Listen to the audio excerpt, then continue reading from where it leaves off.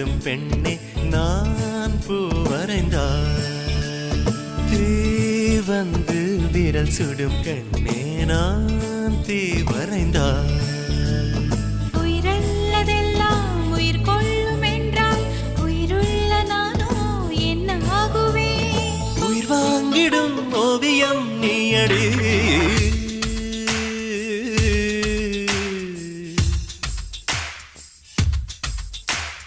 பூவாசம் புறப்படும் பெண்ணே நான் பூ வரைந்தார்.